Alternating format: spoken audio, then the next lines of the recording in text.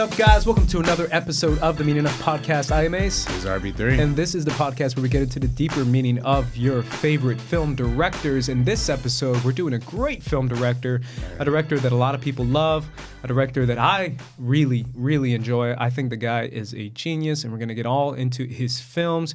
His name, of course, is Sam Raimi. If you're looking at the title of this video, we're going to get into his filmography. We're going to do two parts of Sam Raimi. Yeah. And to get into that, we have a Sam Raimi super fan. Oh, yeah. Specialist. RB3's buddy from USC Film School. Yeah, let's give him a round of applause. Mr. Camilo, I already forgot your last name. Urdaneta. Urdaneta. Yeah. Camilo, Thank you so much. Thank you so much for having me. Yeah, I'm really excited to be talking Sam Raimi with you guys. RB3, when RB3 were trying to make a decision based on like what directors to do, I don't know if it was you or me who brought up Sam Raimi. I think it might have been you, and you told me, it's like, dude, if we're gonna do Sam Raimi, we have to have my buddy Camilo. There's the man. There's only one man. There's only one guy I want in here. Yeah. Because I really do feel like it's important to, well, not necessarily important, but something I want to make a tradition for anyone who's listening is to have more guests in that have a little bit more love and knowledge of the director we're talking about, because we don't know everyone as much. That we can't. And I think that's cool to have more people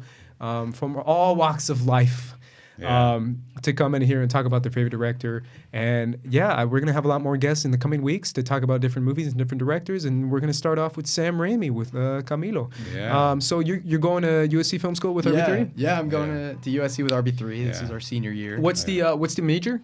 So our major is Cinema and Media Studies. Okay. So but I mean, loving it. Is that the same one that Coogler did? Nah, he was a graduate student. So. Oh, gotcha. Yeah, but I think he was studying production. Yeah, graduate film production. But you know, my boy Camilo here is one of the most talented filmmakers I know. Really? You're doing your own adaptation of the story of the give it to me, Ace. Come on, man. I was gonna say anything in Spanish. And it's Laura Conmigo, right? Yeah, Llora Conmigo is exactly. So that's gonna be coming out in the coming weeks. Cool, man. It's a horror movie. It's a short horror film that we made. So you're a big horror guy. That we're really fans of. I mean, I love horror. I've been I guess I kind of fell into it more like recently, I'd say in college and late high school is when I started to get into it, really. Sure. It was actually with The Evil Dead, I'd say, that like I started to kind of get turned on to it. But it's just been a passion that I've always wanted to make a good horror film, because like in high school, it's super easy to kind of make like these really bad, low budget horror films. And so I wanted to really just apply the best of what I've seen to a film and make it about a character that I've always found interesting and scary. And we found a cool concept that we were like, we should go for it. And so we made it. So we're really great. happy for it. Yeah. That's awesome, man. Yeah, I mean, it's super interesting. The horror fans are all over the place, RB3. So did you come, are you from California, or did you move over here for the USC Film School? Yeah, I moved over here for USC. Okay. So I was born and raised in Florida, and I lived there till I was 18, and then moved out here for and then school? As soon as I got into school, I was lucky enough to get into USC, and so I came out here for school, and I've been here and I've loved it. Yeah. What's the goal? The goal is ideally to be a director and producer. So I'm trying to get more into commercials and music videos, and but I love to work in features and stuff. But I do want to short films are great, but I want to try it out, like directing other forms of media, and too, because it is super fun and interesting. But yeah, ideally directing and producing. Those are the two things that I love to do the most. Even at the same time, I think they're so fun. We talk about directors all the time, like Michael Bay, Spike Jonze. Yeah. Like, come from like music videos and commercials, and they ultimately end up making like big features. Yeah, it's always interesting to see where a director's. I was talking to my brother about it because he's a director. Kind of where to get your foot in the door, kind of thing, because you can start out like. You can do AD work and work your way up to directing, which is what a lot of people do, or you can do like small, tiny music videos. You can do commercial work, which is what my brother does. It's very interesting to see a director's trajectory, which is why I'm very intimidated by it, if I'm being fully honest, because I was like, I've done a little bit of, like a tiny bit of directing, but I'm just like, I don't know if I'm passionate enough to to go through the hell of like, trying to get my foot in the door. No, because most of the time your foot is going to get slammed in the door and pulling it out hurts. So Right, yeah, my analogy is crap, but you Nah, know what that I was mean. good. That was a good It made analogy. perfect sense. Yeah, I like the It analogy a sucks, lot. basically. No, I like Because But- directing is it's no joke. It's up there with like one of the most difficult jobs to do in all of Hollywood. It's up there with acting and I mean directing is probably the most difficult. I also think acting is one of the most difficult. I know that's probably not an unpopular opinion, but That's difficult. acting too. sucks, man. cannot imagine how Yeah. to do it. Like Much I more, don't though. understand. Because it's like on top of everything they do.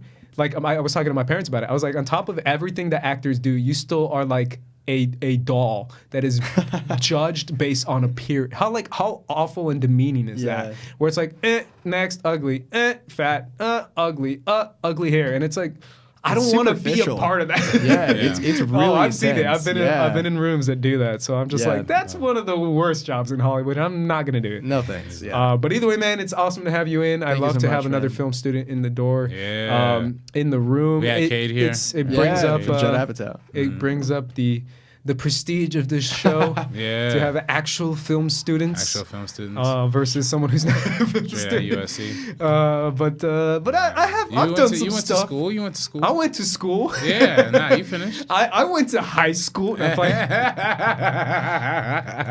I played in band. No, I'm playing. Where'd you go to high school? When'd you graduate? 91? 92? Are you serious, bro? I'm only like I'm like a child compared to some other people, man. Oh yeah, 100%. So- if you're averaging the weight, the age in this room compared to the average age of what's normally in this room, we're doing significantly well right now. So Yeah. we're doing great. Yeah, even though I was looking at people my age in Hollywood who are doing a lot better than me, RB3. Nah, I was man. talking to my brother about it because I was like, man, I'm like, this sucks. Like so far, what I'm doing in my life, this sucks. And then I look at like Brie Larson, who's my age, exactly my age. No way. And I'm like, she's got an Oscar and she's got a Marvel movie Well, that's coming out, different. Well, and that's she's gonna kill different. Thanos. And meanwhile, and it cuts to me, and I'm like, I don't know what to do. That's different. If Me you're a with star, Tom it's Holland. different. You don't see any 28-year-old like producers unless they're like somebody. I'm 27, RB3. Come on.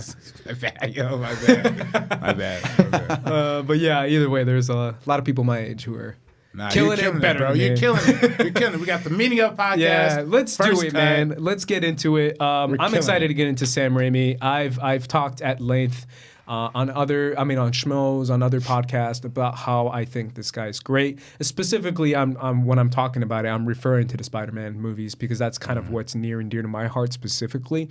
Obviously, I can go on and on and on about how much Spider-Man means to me and how I grew up with the character and the franchise and the comics and all that stuff. I won't do that right now, but that's usually what I'm referring to when I talk about Sam Raimi. However, true Sam Raimi fans know him mainly from his horror stuff and mainly from his early stuff and know his style, his way of directing from his earlier features. So I think it's going to be a great conversation to kind of get into what got him in the door and what his signature became, because throughout the podcast we try to we try to discuss and decide what the director is truly thematically what they're trying to communicate throughout all their films, which will be an interesting one for Sam Raimi because I don't know what you guys think thematically. I have some opinions, but and also style. What kind of style does he do? And he definitely has a style, that's for sure. Because there's some directors who RB3 and I have talked about where we're just like, their style is kind of plain, but this is not plain at all. Not Sam Raimi. Sam Raimi is an interesting story because he did a lot of shorts. I'm going through his IMDb right now, and throughout the 70s, he's got like 10 or 12 short films that he did. He did a lot of short films. And I know Sam Raimi is the kind of guy who's a true movie nerd. He's a true movie fan. You could see any interview with him. He can talk at length about how he loves genre films and how he, loves Stephen King and how he loves other artists that have kind of influenced him and kind of made him want to get into films. And he's that kind of guy who's like a true old school nerd who really got into film and really wanted to do it the right way. And we just talked about right now about how directors get started: music videos, commercial directing, short films. That's another one that people don't. I mean, obviously, recent examples is Ari Aster. Who was the other guy who did the short films that we talked about a lot?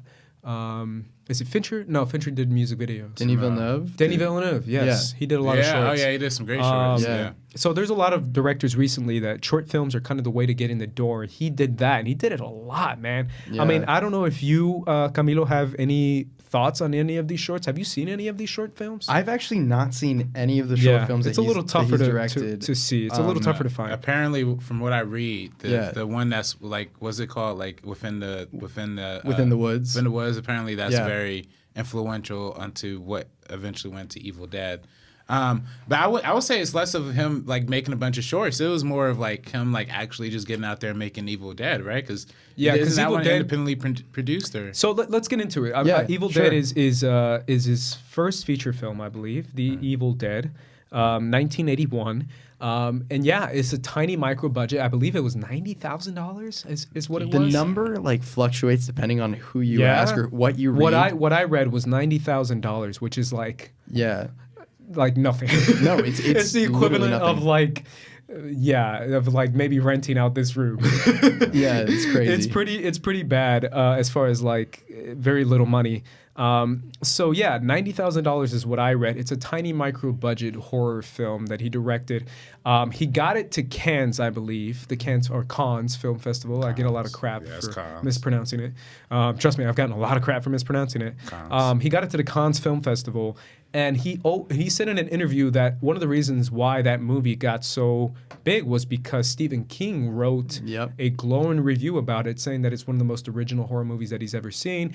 And when Stephen King wrote that review coming out of Cannes, that's when it started to pick up, and that's when studios wanted to buy it and stuff like that. And that's when it got its release. That to me is an amazing story, because the idea of someone you look up to being the one to put you on the map is such a fantastic idea, and it's such a crazy, rags to riches Hollywood story. The idea of someone you look up to in the horror world saying that your movie's so great, and that's why your movie gets picked up. I don't know. What do you guys think of The Evil Dead, the story of it, and the actual quality of the film?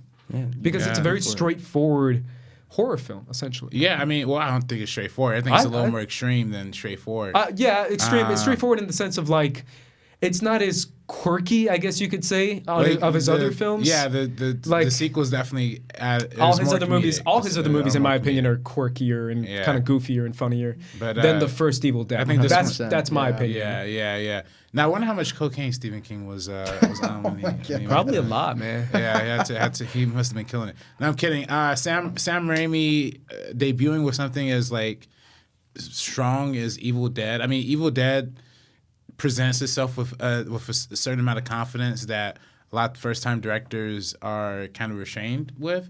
But the way Sam Raimi had the passion, you could clearly tell he had a passion for the B-movie, genre films, the horrors, like the old school horror aesthetic, and tried to replicate that as much as possible while still adding his own like quick pace, fast-paced kind of aesthetic to it as well. So I think it was perfect in establishing how his filmography would later go on to kind of evolve itself. It's perfect in the sense that it establishes the style of Sam Raimi, and the funness of a Sam Raimi movie, while also feeling much. I mean, 1980s was like the peak of like a lot of slasher horror, a lot of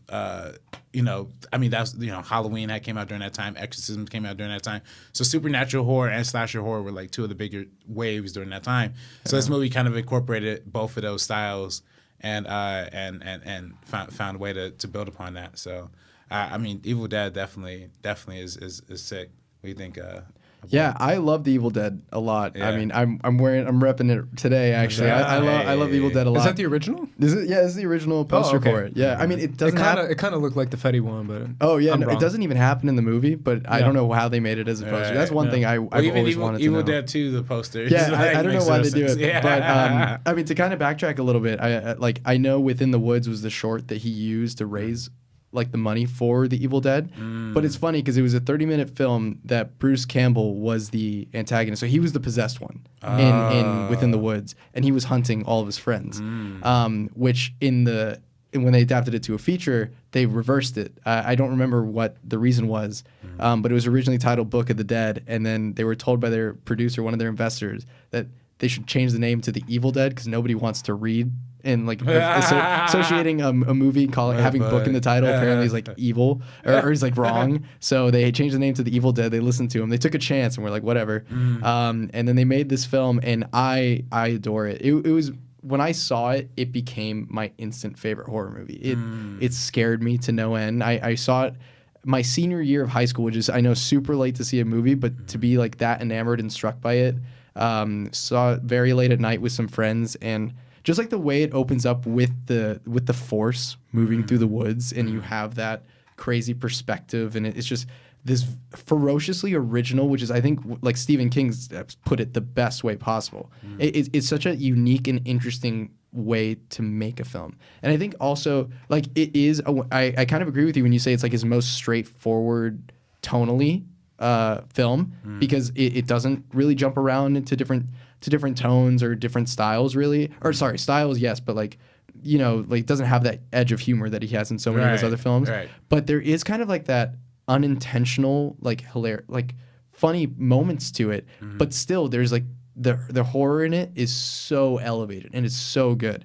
For example, like when it's like the white eyes. When I saw that for the first time, just that imagery, it's haunting. It's haunting in so many ways, and it's disgusting and bloody, and the Deadites and everything. I adore the first movie to no end, and I love how it's like made on such a small budget on 16mm films. And you were saying about like them going back to B movies. Apparently, like how they wanted to make it was Rob Tapper, the producer, and Sam, who were really good friends. They met each other in college. They were looking at B movies like in drive-in cinemas. They're like, these are really bad. We can make something better. And so they did. That's why they made a horror film. It was because it was such an easy, penetrable way into the market. And I mean that's how a lot of people are sparking off now too. Yeah. I mean, a lot of people don't like to talk about it, but before, like 4 years ago, horror movies were like really in the shit can, yo. Like before The Conjuring, there was like no. I mean, we're in the dead spell of horror. But then that's where you see people like James Wan break out. That's where you see people who make extraordinary horror are always going to stand the test of time in terms of directing, you know. Yeah, and we 100%. even see. I mean, not necessarily just horror. I mean, just throughout history, just throughout any kind of lesser seen genre, like even back in the day was with Hitchcock, right? Like how Hitchcock was making those kind of B level pulpy movies before anybody else, but then he made them so well that they became the A-list standard that everybody wanted to get behind them. Same thing we see with people like Sam Raimi. He elevates above the B level, the B movies, you know? Right. And I mean, same thing with, we see, like I said, James Wan and a bunch of other directors today. Scott Derrickson. Yeah, So, great example. Yeah, it's such an interesting point to say that Sam Raimi is one of those guys who, I mean, each generation kind of has those horror filmmakers that kind of influence one another to the point that, you know, we're going to current times, like you just said, with a James Wan or who's it? Ari Aster for Hereditary, even a Jordan Peele, like just current horror film directors who are making horror movies, who are inspired by someone like a Sam Raimi, who isn't really that old, if you think about it. He's still around and still kicking. Yeah, he's still around. He's still kicking, man. He's doing great. I have more thoughts, but once we get into the Evil Dead 2, I'll start talking about him. Cool. Let's move on to his next movie, which isn't the Evil Dead 2. It's a 1985 feature called The Crimewave.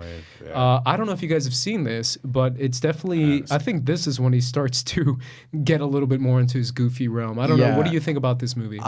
So I actually watched Crimewave in preparation for this. So I had heard so much about it, I guess, sorry, I haven't heard that much about it, but like I'd just seen so much about like the posters, and every still that I saw just looked so interesting. And after having seen it, I don't think this is confirmed, but like he co-wrote the movie with the Coen brothers, and I think it's why the Coen brothers didn't let anyone direct any of their screenplays until like 2011 or something. Oh, that's because wild. the way Crimewave turned out, it wasn't very good. A lot of it was like studio intervention, from what I've read too. Like the studio wasn't happy with the way Crimewave was going, and it definitely like you see the Three Stooges influence, especially with like the two characters that play the exterminators in there. That I think they're on the poster. They're on the poster of the Blu-ray at least. Yeah. So they play exterminators, and they're just like so goofy and very cartoonish and very over the top, and it's definitely playing to that 19 or I don't know what year the Three Stooges are. That young? Oh no! I'm sorry. No. Oh, I thought you said when the movie came out. Like Three Stooges, like no, 30s, yeah, 30s, yeah. Okay, 30s, 40s, okay, maybe. yeah. So it was definitely playing towards that, like even with the sound effects and the way they're like performing and acting. The Coen brothers are a big fan of that kind of. Yeah, and so is Sam. Like Sam, that's exactly why I forget about that team up, the Coen brothers and Sam Raimi. Yeah, because they were an actual like Joel Coen was the assistant editor on The Evil Dead. That's right. And it's like how they started. See, this is why I remember he said it in an interview, but I kind of just put it in the back of my head. But now that I think about it, it's crazy. Like think about the movie you just saw, The Ballad of Buster Scruggs. Yeah. Yeah, I mean the Coens definitely have like an influence in that. Yeah. So Crimewave, I cannot unfortunately recommend very strongly. I'm sorry. But it's one of those. It's an example. I don't know. I might be wrong. Is it an example of kind of not being reined in enough, Sam Raimi, because he can go slightly too goofy. I mean, it depends what your opinions are on Ash versus Evil Dead. I love Ash versus Evil Dead. I love But there's some moments, in my opinion, where I'm like, this is too far. Yeah, no, that's but fair. Is there a point where you think this movie's an example of that, or do you feel like this is studio intervention all the way through? No, it's definitely not studio intervention all the way through. Like I don't. You think it could be Sam maybe being like, let's just make the Three Stooges again. And it doesn't really work. I think the hard part, I think there's a lot of reasons why. I think that's one thing too. It's like when a movie doesn't end up being successful, I don't know if I can like ever attribute it to one necessary factor. And like I think a lot of people can find enjoyment in Crimewave. I think a lot of it is the Coen brothers the screenplay that Coen brothers and Sam Raimi co-wrote. I think is a really hard like screenplay to pull off. It's like this ode to 1940s like noir films. Like it's this like very kind of pulpy story and but like so it has that like edge to it, but it's also playing with comedy in a lot of ways. So it's like mixing the tones that he does really, or that he is such a big fan of and he does really well in his other movies. But in this one, it kind of feels like a little tone deaf in a lot of ways. Like when I see it, I feel like a lot of the comedy lands flat, and that's like not something you want to be saying when you're seeing a joke on screen. Something from the 80s. Yeah, I mean, well, no, it's just strange because like it would happen and you could tell it was supposed to be funny, but it didn't hit. And like Sam Raimi himself is like, he doesn't really enjoy talking about the movie apparently because it was such a negative experience for all of them. Wow. Yeah, because it was so rough for them making the movie with the studio. Because I think like he was trying to go like this very different direction. The studio was like trying to like pull him back, but then like the way that they ended up going, I think wasn't a good direction. Ultimately, I think the cinematography is one thing that I really do enjoy. If there's one thing about the movie that I thought was great, it's the cinematography. This is the first time he teams up with the homie who shoots the rest of his films, right? If I'm not mistaken. No, I don't actually know who shot this movie. I have to look it up, but it's not. You're talking about Bill Pope, who shot Army of Darkness and Darkman and Spider-Man 1 through 3. And I could be. And I think he's but I don't know if I don't think this is their first collaboration. But the movie has a really good like colorful, very Suspiria like cinematography, which is really cool. Like the neon, the streets have like all these like blue neon or like pink neon lights, I like that. So I think visually it's interesting, but unfortunately it's not necessarily. It wasn't my type of movie, I would say. So I think it's I'm sorry, go ahead. Oh no, I mean I was just gonna say like give it a shot if you're interested, but I don't think it's an easy movie to recommend to a lot of people. Right. I mean, it's always tough, like when writer-directors are handing their script off to somebody. We kind of talked about a little bit before in the car, like about Tarantino, and Natural Born Killers versus with Oliver Stone, and how Oliver Stone has a very strong style, Tarantino has a very strong style, so sometimes the styles just don't collide. Right. Maybe same thing with Sam Raimi and the Coens, very strong stylistically. But. So following this movie, finally we get The Evil Dead 2. Is it Evil Dead 2 or The Evil Dead 2? It drops a V. Yeah, it drops a V. Evil Dead 2, Dead by Dawn. So in anticipation for this movie, I was looking at some of the trailers, I guess.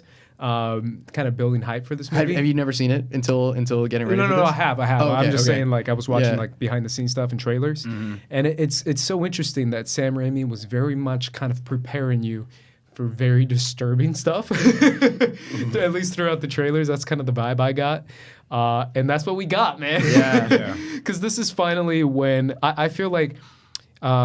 There's going to be different opinions regardless of depending on where you land as far as Evil Dead fans or Sam Raimi fans. But I believe most people regard this as a better film to the first. Would you agree with that? So what I'll say to this is like I subjectively prefer the first Evil Dead. Like me, like my favorite is the first Evil Dead because of my personal attachment. Like I think Right. that goes into like the meaning of like the movie means more to me. Right.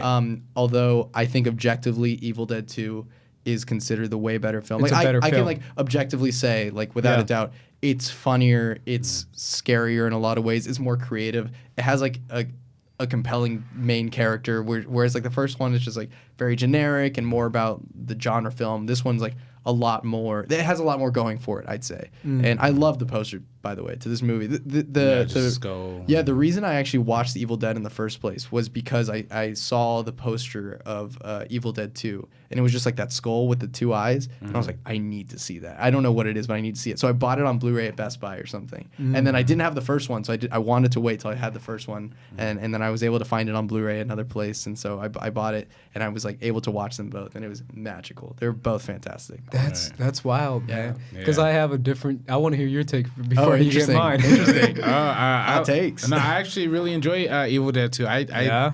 I think the first one does have a certain like amateur-ish charm to it. And I guess it really does land to that whole like idea of if this is really a sequel or remake, or because it's the same setup as the original Evil Dead, right? But then it spins it in a much different direction tonically and story wise. It kind of heads into a different direction.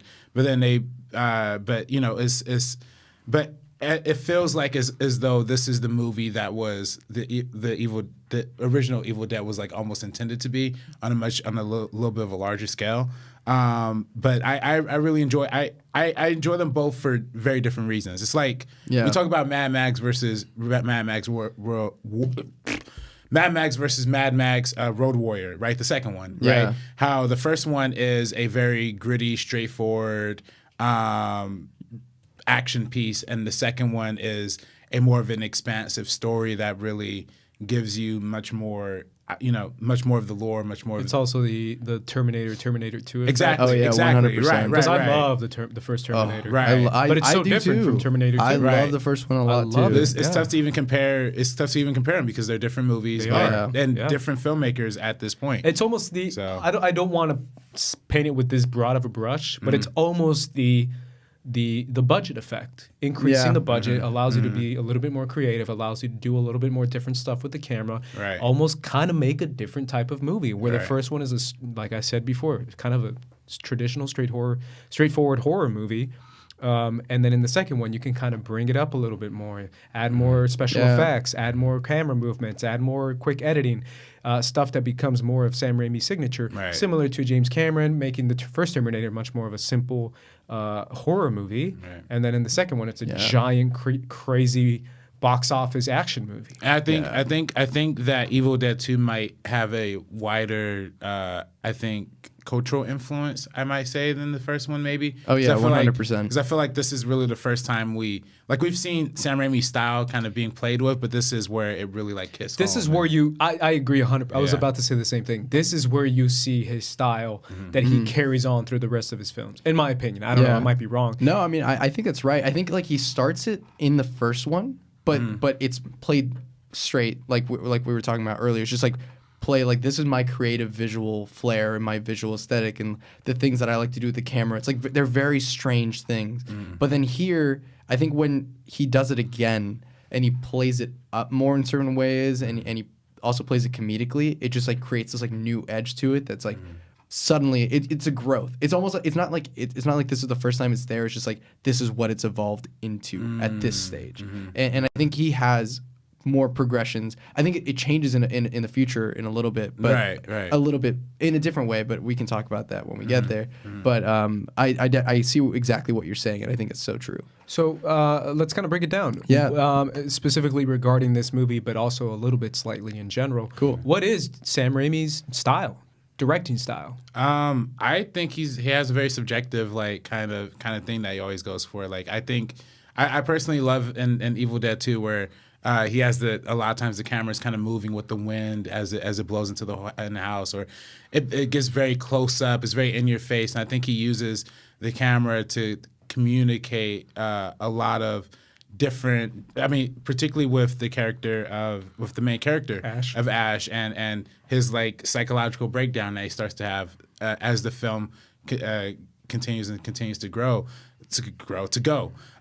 You see the way that he frames the shots are a little more expressive. You see the way that the way the camera whips around and moves around and pushes in, and the quick cuts and the quick edits. It all kind of adheres to like this universal sense of stress, but like fast paced, and it has a very different perspective on the horror genre, where it's like fast paced, and it influenced. I definitely think it influences people like Edgar Wright, where we see that later in other genres. But in this, that style is utilized to really highlight the psychological breakdown that Ash is facing. So I really dig it. Yeah, for that. it's almost it's the Edgar Wright before Edgar Wright. Yeah. The Edgar Wright of his time. Yeah. I guess. Yeah. What do you think his style is? He's got so many components to it. I think RB3 did The camera is definitely one. Camera is a huge one. I think his style is a lot also in editing. It's just like this very like quick frenetic pacing that like his movies have. I think someone who, I think I didn't really gravitate, or I didn't understand how to grasp his style until the Red Letter Media, they did like a video on the Evil Dead movies, and they actually spoof it at the end. They kind of like make fun of the Evil Dead tropes and like whatnot, of like this like very quick camera style, and then and like the voices of the villains or whatnot, and then like how the superhero, or sorry, not superhero, the like hero, the protagonist is like able to get like that one weapon like in a very like very funny cheesy way, but like is able to save the day in like a cheesy heroic fashion. Exactly. So they actually spoofed it, which is really funny, and like I think it does a really good job of highlighting what his style is, because a lot of it comes with like the editing style, the performance style as well. It's the like performance style. It's very just like it's jerky is the way I kind of want to describe it in a lot of ways, and he does it again in Darkman and again with Army of Darkness too. But it's just like it's frenetic and chaotic, but controlled ultimately. It's not like chaotic and like you can't control it. It's just like it's contained, but it's elegantly contained too. It's very, very unique. But there's also that element of like you never know how a scene's gonna play out. Like you go into a scene, and that's what I love about it too, is like you go into a scene and it could start off horrifying. For example, in Evil Dead 2, where like you have the laughing scene, the very, very famous laughing scene, starts off with like there's like blood dripping out of the wall, and then like Ash goes over to it, and then he's a little bit confused, and all of a sudden like blood like flies out, which is like kind of horrific, but then but also like funny. You start laughing because it's just like so over the top, and then like the deer head starts laughing at him, and it's like that's creepy. But then the whole room starts laughing, and then it becomes really funny all of a sudden. Like it juggles you around, and so I think what makes it so interesting is that like you never know. Like it's like the unexpected. It's like it's just you never know how a scene's gonna end up going. So you're taken for a ride along with the story. It's like the form of it is also taking you along. It's like the interesting narrative. Yeah, that's great. Let's break down thematically what he's. Let me start out by saying. Go for it. What's your thoughts, Ace? What's your hot take? Well, no, it's not a hot take. It's just I really do feel like this at the end of the day, and damn it, I don't want to say that, but I say it. It kind of breaks it all down, and you guys might disagree, to like old school horror filmmaking of just what will disturb the shit out of you. Like, so you're saying Evil Dead 2? Evil Dead, like what's going to disturb? A shit ton of blood, some creepy ass imagery. Like Sam Raimi is really good at scaring you through showing you something that is disgusting. Like at the end of the day, it's like let's horrify you by showing you some nasty ass, crazy ass shit. And just like literally like straight on, horrifying imagery is I think the secret ingredient to Sam Raimi. Right. Throughout his horror movies, throughout all his horror movies, including all the ones we're going to talk about eventually. Right, yeah. Right. I really do feel like it's disturbing imagery, like the old school style of like what's going to scare you. I mean, as a kid, like what would scare you? Disturbing imagery, like stuff Yeah. like The Exorcist. At the end of the day, what scared the shit out of me. that's scary. For as a kid, as an adult, it might be other themes, but as a kid, it's the freaking demon child, creepy face and vomit stuff. Like that's scary. It is scary. And I think that's kind of the idea of Sam Raimi, where he's taking in just disturbing imagery, and I think it works. Obviously, I just personally, I'm like, I'm good. Yeah, I don't need that in my life. Right. That's just my personal take from it. But I do acknowledge the creativity of the filmmaking that he does.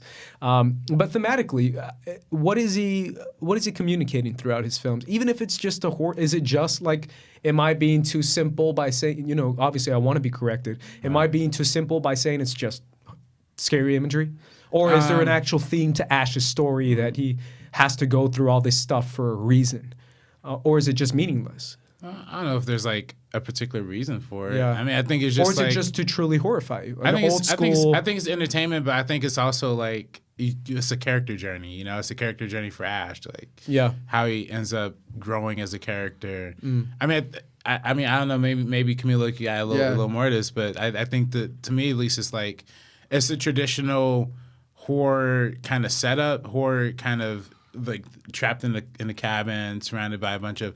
We see that in a bunch of horror movies even up until this point. Yeah. But then it's the way I flip it to make it much more. I guess I don't want to say like heroic story, but give it a little more of a uplifting. I don't want to say like it's like a spoof or a parody, but it's a comedic homage, maybe. I don't know. Well, before we get to Camilo's take, I wanted to break down what Sam Raimi said or his 3 laws of horror. Well, he added a 4th one at the end, but he said it was the Coens that gave him the 4th one. He said this in an interview. You can find it on YouTube. I love this interview. I forgot what he said for this, but I he know said, which one he he's said talking about. the first rule of horror is the innocent must suffer. Right. Where he said like this poor sap of a guy, good, well-meaning dude is going to suffer. Number 2, he said the guilty must be punished. So whatever evil is out there has to get its due. And then number 3, he says you must taste blood to be a man. And then he goes on by saying it's like a coming of age by tasting blood. And by blood, I guess he means like he could be killing, it could be murder, it could be actually tasting blood. And then the 4th one, he said, were the Coens that gave him the dead must rise, I think is what he said. That's so interesting. But he definitely does that. That's his breakdown of Yeah. horror. What do you guys think of that? And what do you think is that adding to his themes as far as horror movies go? Yeah, it's super interesting because like I don't know if I could say that it has like a very just like life-changing theme to Sure. it. Like I think part of it is I don't fully know how many cabin horror movies there were before The Evil Dead, Right. but like it definitely spawned. It spawned a lot of them. Some just there like was strange. What's that one? The I guess it's called Strange Dogs or whatever. Strange Dogs? I don't know. Maybe I'm Stray tripping. Dogs? Stray Dogs? I don't know, man. I'm tripping. Maybe I gotta look these movies up. right. But I think there was a little bit of the cabin movies, but you're right. I think Evil Dead like really set it up for a lot more of those. Right. So I'm not sure there's like a general like overarching. Yeah, you know theme. what I think it is? Kind of to go. I really, this is my take, that I really feel like it really is just to disturb you, just to make you feel horrified. Yeah, I mean, I think what he's doing really well is he's giving you emotions, and like I really do think like, and it could be horrifying like for someone who like you really feel the horror parts, and like now I guess I'm at this point with Evil Dead where just like the funny parts are really accentuated to me, so like now I get like more of the funny edge to it. So I think ultimately like what he does is he makes you feel, and I think ultimately that's what a director has to do, make you feel some emotion, because as soon as like someone's not feeling some sort of way, they've failed in the sense of like they're making you think about whatever. Like you're not like caring about what's happening on the screen before, you're not empathizing with the characters.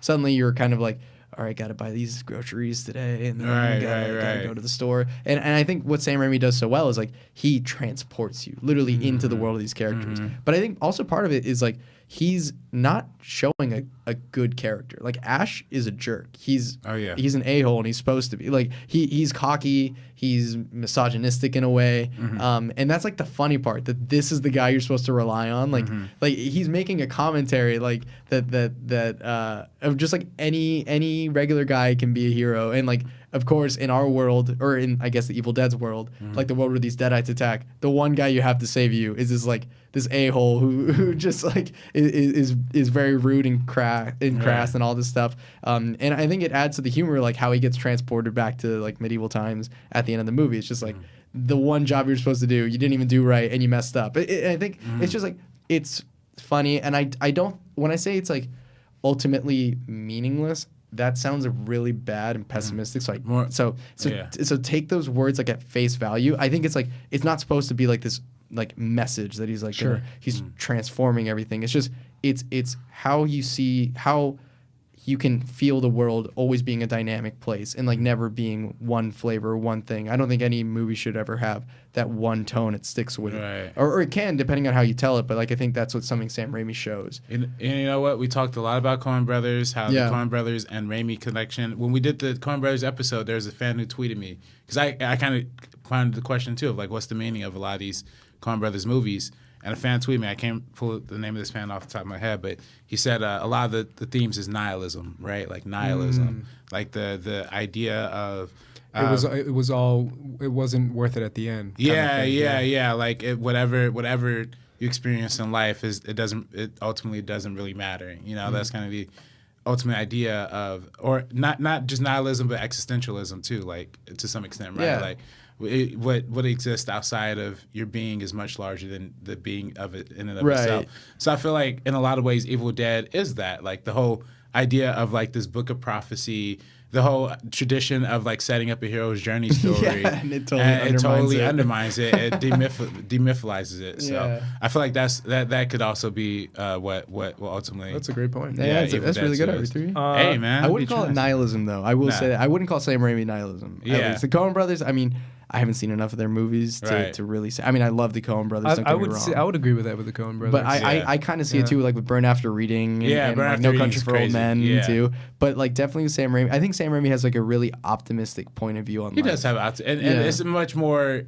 You're right, because once we go into Army of Darkness, it's a lot more heroic. That changes a lot. That changes. Before we do that, let's get into Darkman, 1990. Yeah, Darkman, 1990. Starring Liam Neeson, Frances McDormand. Yes, sir. Yeah. What do you guys think of this movie? This is, I mean, I saw them reference it on the Collider Top 50 Superhero Movies. Yeah, Christian loves it. Yeah. I hadn't really seen this movie outside of researching it for this episode, and I didn't get to jump into the full thing, but I did watch a lot of clips of it, and it seems like from my understanding of it is that it was an original Sam Raimi character that he created and created his own comic book for, so he could adapt it himself. But the character evokes a lot of shades of like Batman, a lot of shades of like the darker noir influenced superheroes. And a lot of people say Moon Knight. I don't know who Moon Knight is, but he's apparently like a Marvel equivalent of Batman to some extent, right? But yeah, a lot of that takes a lot of those darker noir-ish elements and incorporates that into the story. And I think it's really cool that we don't really see any noir superhero movies, and noir is like my favorite genre of any kind of film. So I think it's dope that Sam Raimi kind of put the superhero world and noir world. We don't really see that really put together. So yeah. How about you, Camilo? Well, I really like Darkman. I think it's very of its time though, and I think that's a really important thing. Like if you have anyone who's like gonna go see Darkman after like listening to this, like I think also it was made at a different time. Like it's an R-rated superhero film, which really? Like, I know we always talk about like Deadpool. It's crazy. It was R-rated, and Logan, R-rated superhero movies. That's insane. But there was a time in the '90s where it's just like that was normal. That was like a thing. Like I mean, comic book movies weren't as big, so it's a very graphic film. And yeah, he wanted the rights to Batman and another DC character called the Shadow, I think. Oh, the Shadow. Yeah. I mean, I think he wanted others too, but like I DC was like, no, Tim Burton's making Batman, so like sorry. And so he decided to make this. Yeah, this is the year after Batman came out. Yeah, so then he made this Darkman movie, which he did create, kind of like based off the Universal monsters, and it's Is he crazy, Darkman? I mean, is he supposed to be like psychologically insane? A little, because I mean the thing, I don't know too much. I wouldn't say like it's like a definite like correlation, but I think like it's hinted at because his whole body essentially gets disfigured and he gets deformed. So I think when that happens, like when his like physical self is unbalanced, I think his like internal self is unbalanced, which I think part of like the character itself. But I mean, this movie's bananas in the best way possible. I think it's so fun. You would never see anything like this made today, which is I think the insane part about it and part of why I like it so much. It's just like it's so unique. It's just so interesting how you have like Liam Neeson playing this very estranged comic book like character and he puts on other people's faces to be them and it's dark. Like the villains they hit hard. Like in the opening scene, someone cuts off someone else's finger. Like one of the main villains cuts off someone else's finger with like a cigarette or a cigar cutter, and like that's a morbid scene. Like it's really intense and shows like Sam Raimi's like prowess in crafting the superhero film. I will say though, and I know we're not talking Spider-Man right now, but like it is interesting to see his progression to get to where Spider-Man is. Like this is still, even though it's made with Universal, wasn't given I think a high budget for its time, but like it's still not that much money, and so a lot of the green screen effects seem very outdated even today. And there's a lot of different elements of the movie that don't necessarily, I'd say, like hold up by today's standards. But I don't think like you can understate the importance of Darkman and like how he was able to kind of bounce back and show like a different side to him. Like it's goofy action, horror, and fun. Like it goes into like the tone blending of a style. Interesting. Right. Does it have like a Rorschach effect, for lack of a better term, as far as from Watchmen? So are you saying like Rorschach in the sense of like the character Rorschach? Because it's all these. It's so interesting, right? Because Batman is the most popular, famous, whatever, like brooding character. Yeah, that kind of has that theme, and then you take it different levels, and like you said, you got a Moon Knight. You take it another level, you got a Rorschach. You take it another. Whereas, like at the end of the day, if you all circle back around, it's like Batman is a psycho, who likes to beat up people. Like if you read Batman comics, I don't know how many comics that you guys have read. Have you read Arkham Asylum? No, I haven't read Arkham Asylum. I mean, I know the video game. No, the comic, the graphic novel is great because it kind of talks about how like, oh no, Batman's insane. Like he's very much crazy. No, I haven't read that. Yeah, he's just as nutty as everyone else is. As Scarecrow, has the Joker, has all these guys. So it kind of has that effect of like Rorschach, where Rorschach is psycho. He's a psycho. Or like someone like, I don't know, Darkman, another psycho. Like, does it have that kind of like, I don't know, for lack of a better term, for people who haven't seen Darkman or not as familiar, Watchmen influence, or was Watchmen influenced by it? I don't know if Watchmen was influenced by this, or if this was influenced by Watchmen came out in the 80s though, right? Yeah, it did. The comic did. Yeah. So this could have been, because I mean, like even looking at Darkman's design, like he has the hat and he has the trench coat and everything. So like it is very much. I think visually, like I've always thought Rorschach and Darkman have had a lot of similarities, especially in the poster where Darkman's like silhouetted by the light and like you don't really see his face at all. I think it has that. But I mean, have you seen the carnival sequence of this film? I don't know if you've like seen the clip of it. It's very over the top, but essentially it shows kind of the craziness of his character. I love the carnival scene myself. It's essentially him and Francis McDormand after he's had his accident. I'm going to backtrack a little bit, sorry, because there's like a lot. Essentially has this accident, but he was also a scientist developing this technology to recreate skin, but it can only last a certain amount of time in light because the sun like melts it after like an hour and a half, I think it is. So that's why he's called Darkman, because he has to stay in the dark, or else like the light will melt his face. So he's like able to reconstruct his face and comes back to his girlfriend, Frances McDormand, who thought he was dead. And he takes her to this one carnival, and he's trying to like win her a fluffy pink elephant in like this carny game or whatever. And the scene's hilarious because he's like trying to win it, and this Carney and him are having this argument, and he's just like, give me the pink elephant, like right now. And it's like a really goofy thing, but suddenly his face starts to melt, and he's like realizing like, oh no, I lost track of time, I'm running out. And he just, like in the most crazy, over-the-top fashion, just like yells and like runs away. And it's just like, this dude's bananas. Like what? Like, what are you watching? And so I think it does have that, like, she's even like, what is wrong with him? He's acting very different. And ultimately, I mean, can I spoil it? Yeah, I don't know. sure.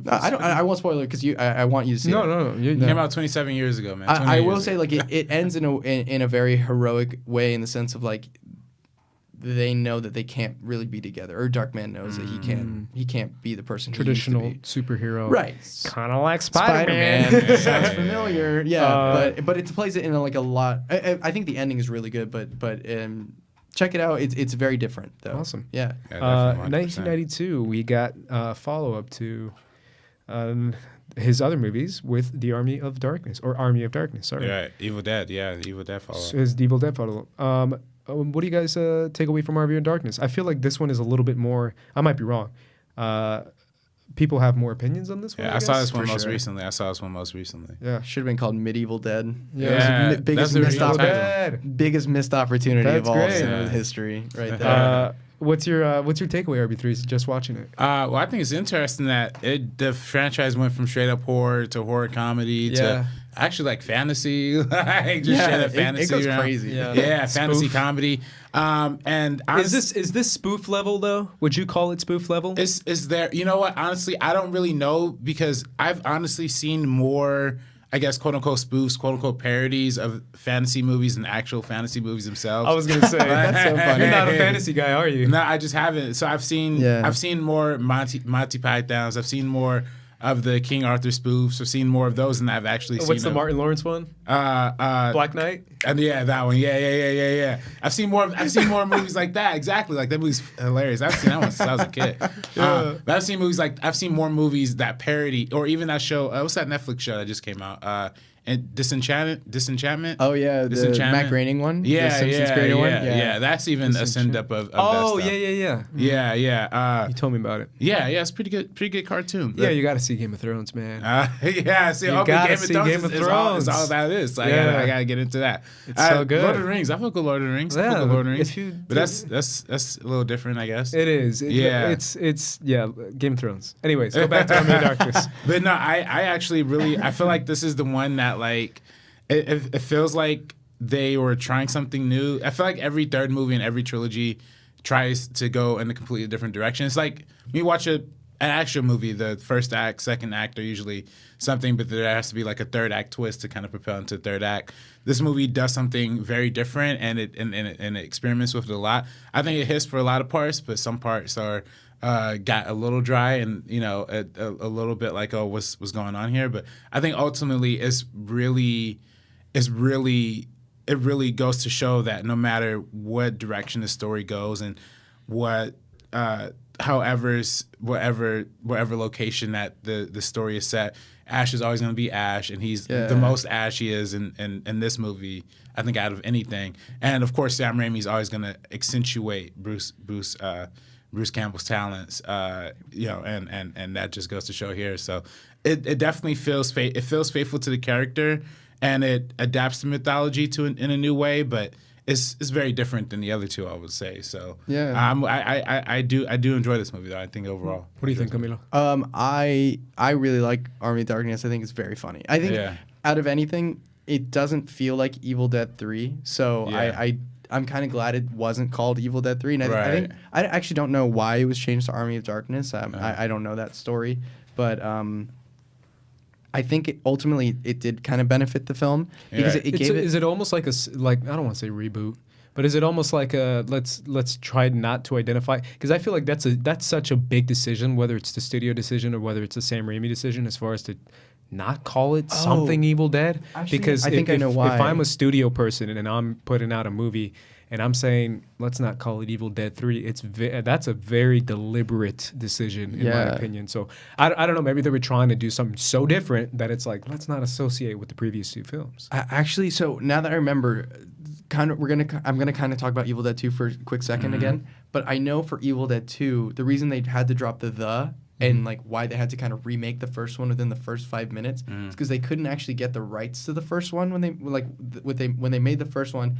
It like someone else was the copyright holder, and when they were trying to go for the sequel, the rights owners or whatever was like you can't use any of our footage or any of this stuff. So they were like, all right, we're just gonna remake it then. And so that's why they remade / like continued off of like this like fake remake beginning. And I know that I don't know what studio made Evil Dead 2 other than Renaissance Pictures, which is Sam Raimi's production company. But I know Army of Darkness was done by Universal after the success of Darkman. They're like, we'll make your Evil Dead 3.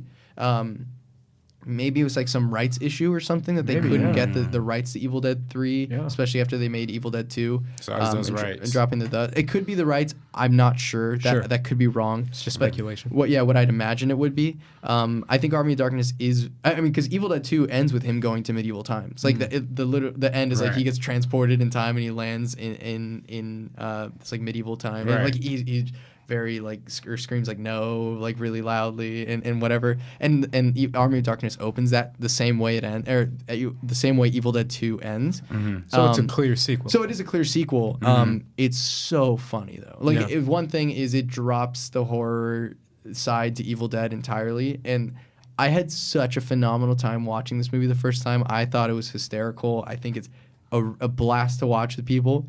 However, like trying to watch it in the series, like I feel like it's never fit in well. Like if you try to do a marathon of the Evil Dead movies, it's the one that stands out the most in not in the best way possible because it's like it's a very different flavor. It's really not being the horror that it started out to be, which is fine. Like as long as you know that and are going into it that way, like I think it's really great, and I think it's a phenomenal movie.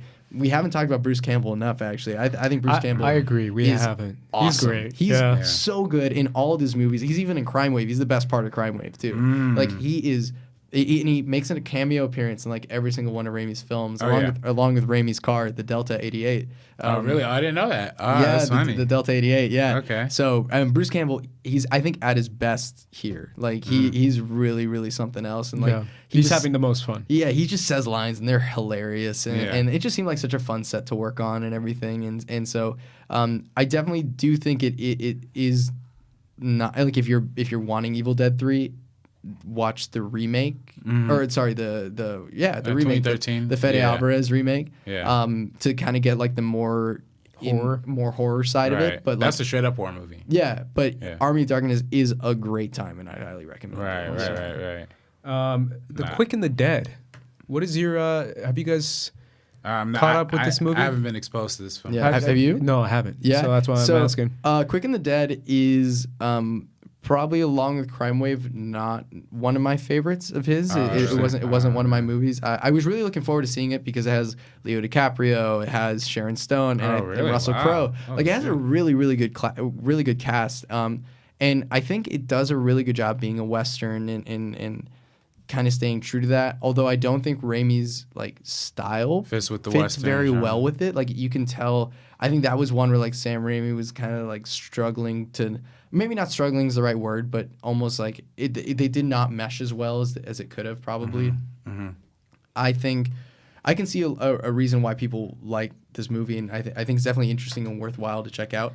Not my cup of tea personally, but it's a fun time. Yeah, throughout this time, we kind of see Raimi kind of diving into a little bit more of different types of movies, right? He gets into studio movies now. And he's following this up with a simple plan.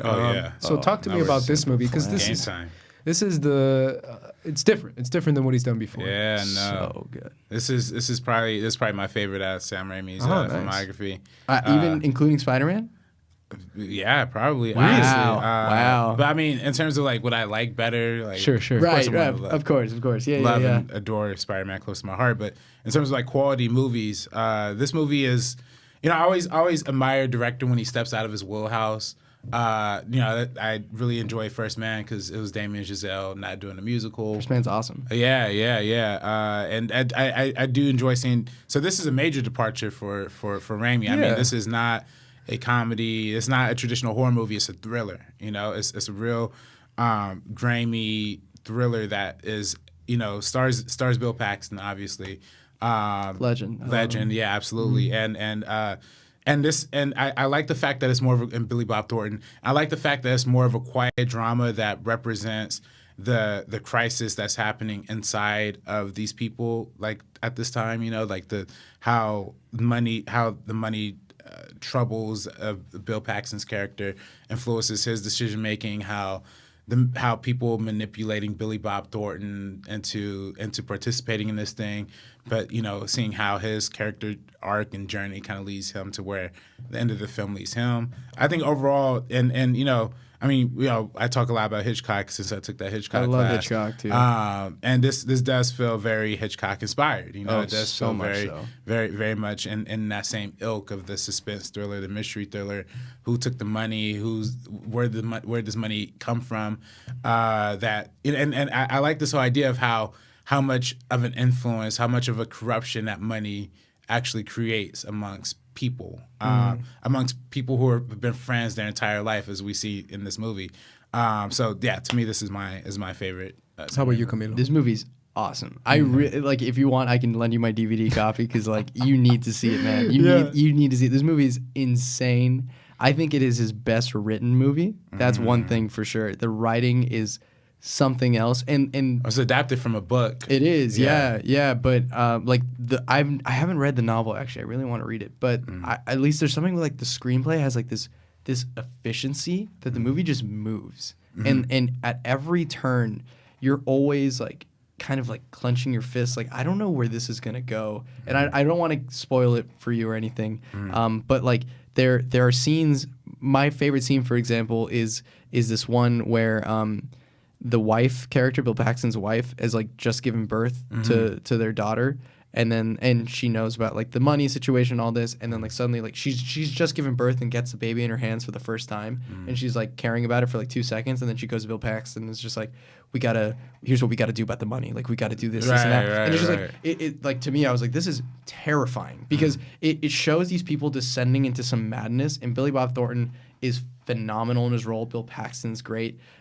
The cast is just amazing, and I think we are seeing Sam Raimi break into studio stuff. I wish I kind of mentioned this with Quick and the Dead too. It was kind of I think when he became more mainstream in the 90s now, and is now getting budgets and being able to work with stars now, or rising stars.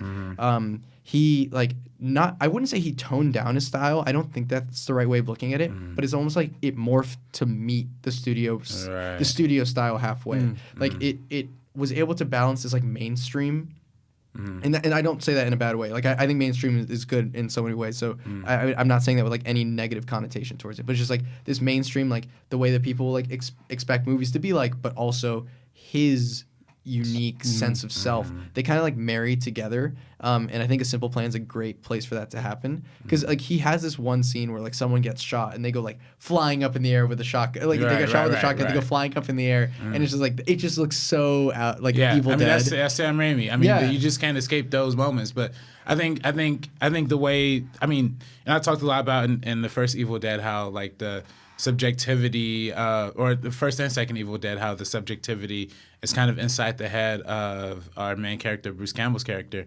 But it feels like the way A Simple Plan kind of works is it structures the movie from the perspective of each character, but also the money perspective almost too, right? There are times where the money is the center of the frame, where everybody else is surrounding it. There's times where, that's just the central focus of a lot of this, because the whole plot, I guess we didn't explain the plot of this movie. But the plot is about these three dudes who are just chilling, and then they discover a plane that just crashed out of nowhere, just nobody knows where this plane came from. And it's buried in snow too. It's buried in snow. Yeah.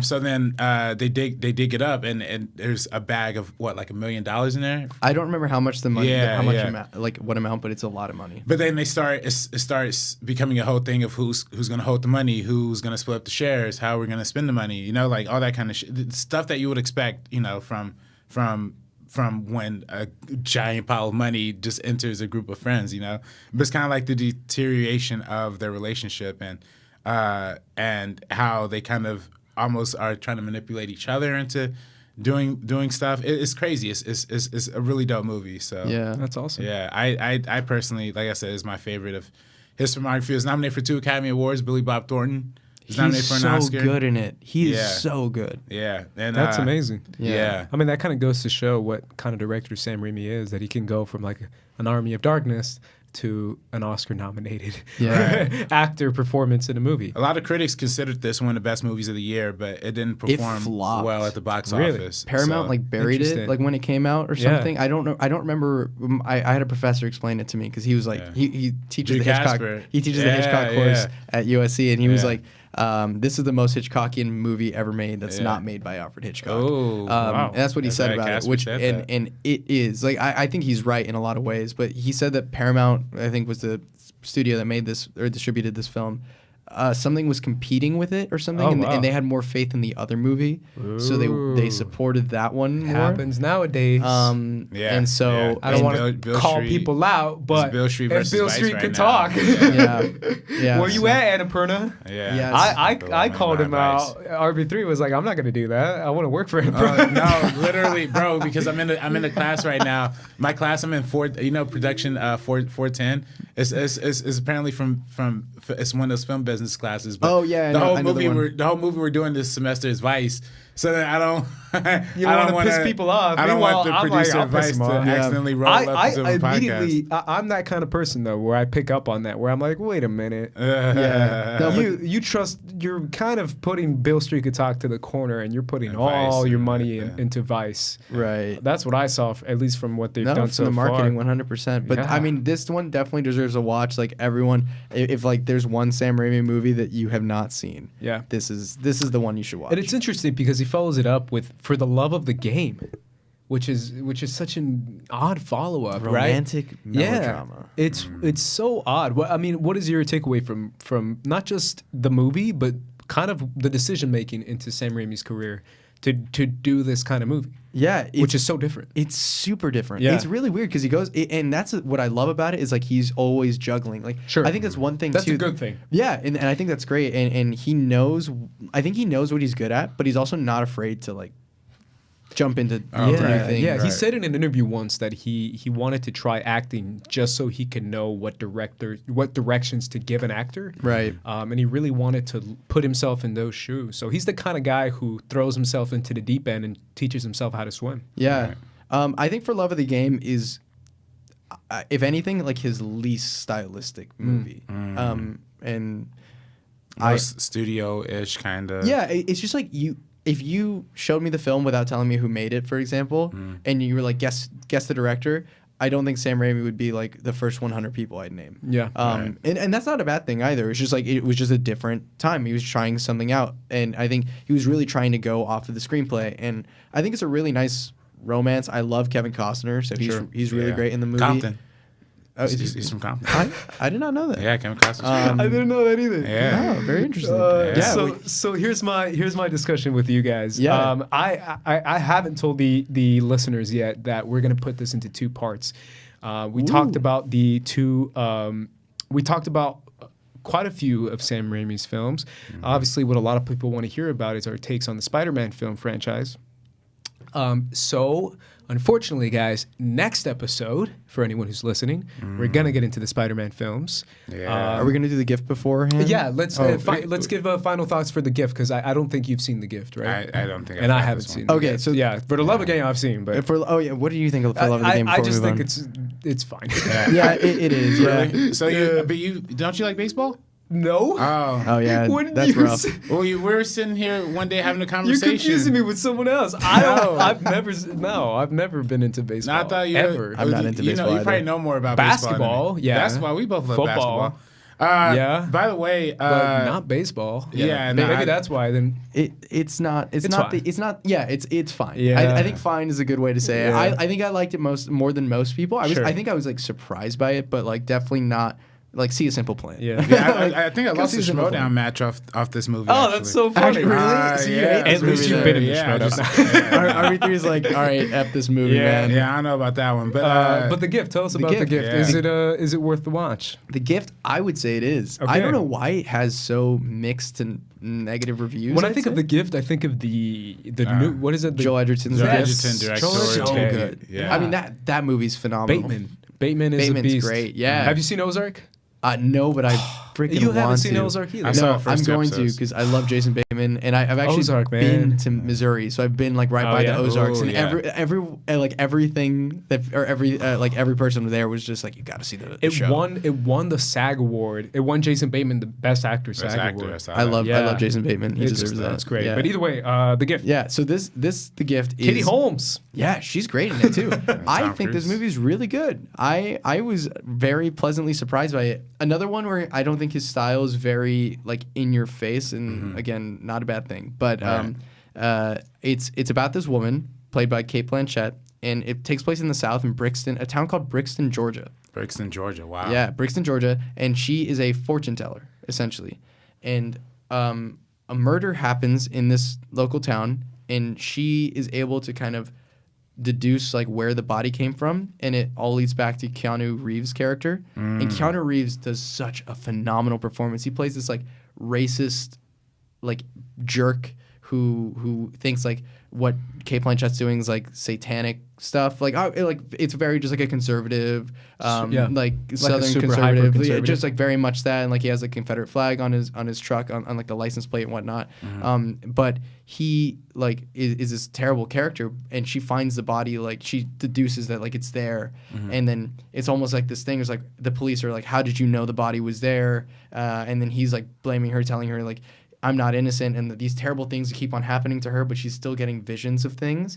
And so, her psychic abilities is her gift, as her grandmother said. And actually, Rosemary Harris, I believe that's her name, who plays Aunt May in Spider-Man. Oh, no way. She's in this movie That's for one awesome. scene. Hey. For one scene. J.K. Simmons is also in this movie Oh, too. nice. So Sam Raimi collaborates with them often. Yeah. And so I think it's a really good movie. It's actually written by Billy Bob Thornton. Oh, wow. Very interesting. Oh, Yeah, he wow. wrote the screenplay. Oh, shoot. I think after making A Simple Plan, he loved working with Raimi. So he's like, hey, I have the screenplay called The Yeah, Gift. he seems like nice. such a collaborative director, which is so Yeah, good. And it goes into, and he collaborates a lot with his actors. I mean, he Collaborates talked about a in an lot. interview how he really works with Bruce Campbell, really worked with Tobey Maguire and Spider-Man. So And works with everyone. Yeah. Like he'll ask anyone, like the PA, Like what your he'll- take is He'll and all ask that. like Yeah. anyone, and that's the thing that's so great about him too. Like as a person, Yeah. he is so Humble. caring and humble. Like Yeah. he, you could go up to him and you're like, I'm just deify him, and he's like, oh no, I'm just like this guy, and that's Sure.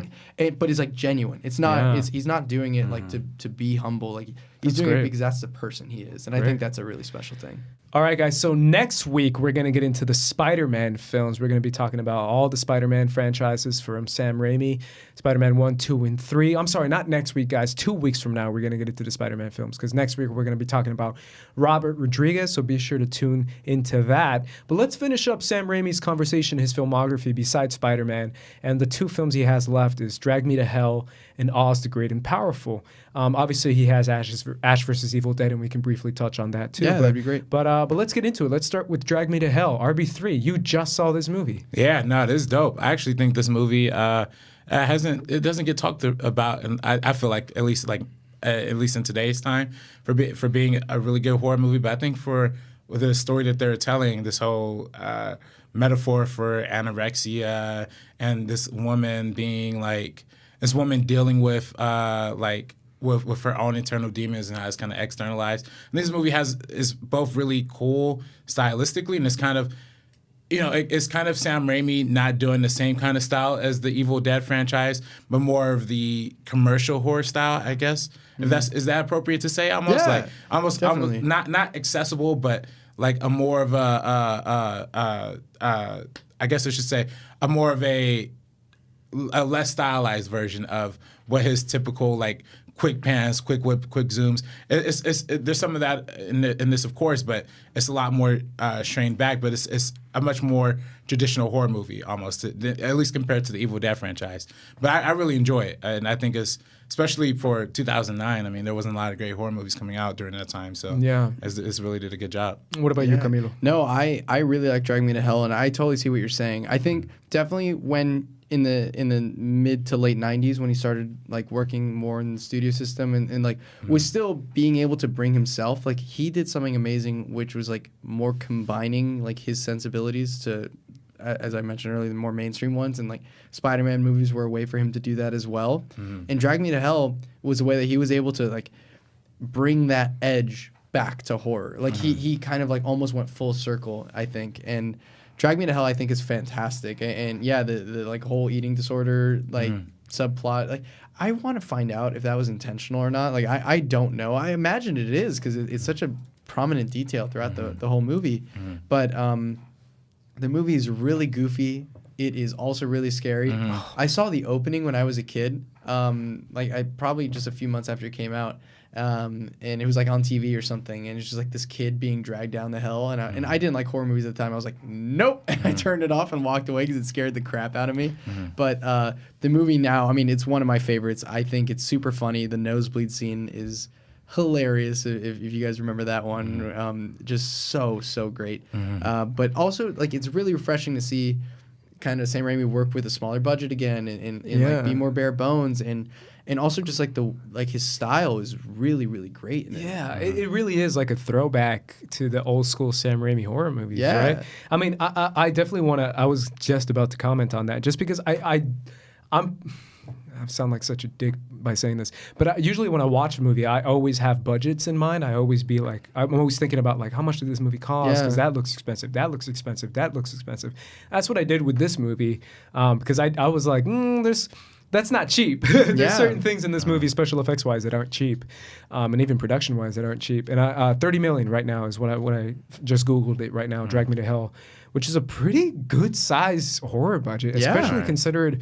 And for Ghost House too. 2009, like that's a good chunk of money. I mean, especially how nowadays that's the average horror budget is half that in like 2018, right? Yeah. I mean, that's the kind of stuff that's happening nowadays with Blumhouse. Like as great as Blumhouse is in making small horror movies, they're also kind of giving directors a hard time as far as production wise. Yeah.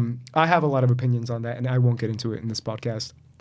But yeah, it really is one of those movies. It's like a throwback to old school Sam Raimi, where it balances some goofy moments, but still absolutely horrifying.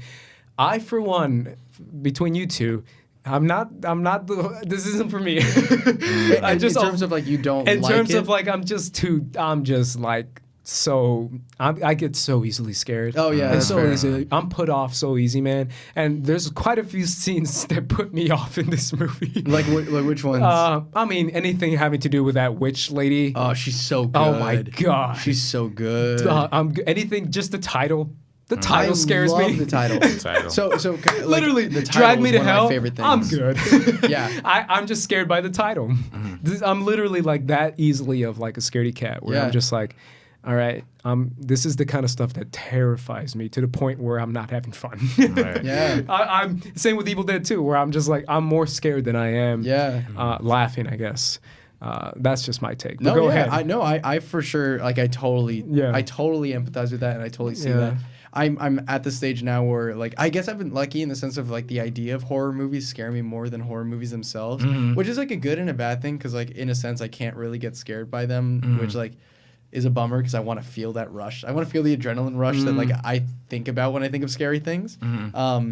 That's crazy. So yeah, I envy. I think you too. I envy anyone. Well, I think it's you and Cody and anyone who can watch a horror movie and not be scared. No, or I like being scared. I don't like being scared. Yeah, that's fair. But I think the movie's like really enjoyable, and it's funny that you were mentioning how it feels very like back to old Sam Raimi. It's actually because it was a screenplay written by him and his brother, his older brother Ivan Raimi. Oh wow! And they wrote it in the 90s actually. They wrote Army of Darkness together, right? They did also write Army of Darkness. They co-wrote Army of Darkness together. Yeah, and so this is a screenplay from the 90s that they wrote together. And I think they put it on the back burner. They're like, all right, we're not at a place where we can make it now. I don't know what was going on. I think it was like Darkman and like Sam Raimi was on the come up and like leaving the horror sphere, but they still wrote this film. And so they just had it. And then because when you think about it, it is a very like it was made in 2009. Yeah. So, but it feels like very dated, and I don't mean that as an insult. Just like it just doesn't feel like very like the horror that was being made at the time. Right. Which is, I think, part of its strengths. I think it's like really, really like It that's feels great. very Sam Raimi still. Yeah, but Yeah. it has like that classic vibe to it where it's like everything's very simple and it's just like very like laid out. Like here's this character who's put in a tough situation where she wants the promotion. Her boss is essentially like, you got to be more strict or I'm not giving you the promotion. I'm giving it to the new guy. And of course, this old cursing woman comes in and she's like, please, I need this extension, and the main character is put in the same situation, like in the situation. It's like a perfect setup. It's such a good setup. And when the woman puts the curse on her, and it just like starts bringing this terrible evil, it's so good. And like it brings on so many good gags, but also really scary scenes. Like I love the scene in the parking garage. I don't know if you guys remember, but it's like when she gets in the car and then the old lady's behind her and she like hits her with a stapler and whatnot. Like very funny, but also like really frightening. But then you have scenes like the seance scene, and you have the goat. It's just like, it's so funny how the goat gets possessed, and it just like says like, you effing whore, yeah, and stuff. So it like that's a really, really funny like moment that just shows Sam Raimi like having fun with the material. Right. I think that's another reason why the Evil Dead movies, for me personally, I always get so terrified by them. I don't know. I mean, just we've had this conversation before a million times, RB3, but the idea of like my personal, people always take in their own baggage and their own ideas and their own beliefs and their own thoughts into every single movie, no matter what movie it is. And I do that too, like regardless of how I want to be as objective as possible, I do that. And that's why horror movies always get me, man, especially these kind of horror movies, as silly as you think they can be, because it's silly for me. It's like, yo, it's scary.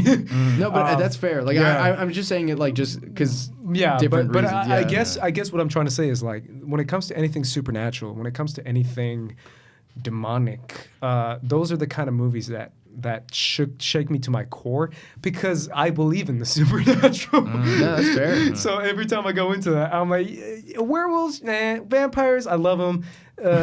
All these monsters are cool. I can dig it. Gore, fine.